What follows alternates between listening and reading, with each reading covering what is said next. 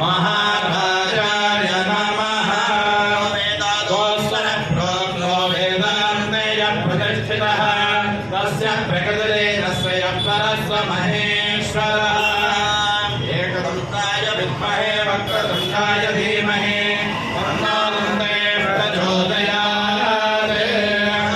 गणपतये नमः। वेदोक्तमन्त्रपुष्पाञ्जलिं समर्पयामि नमस्करोमि।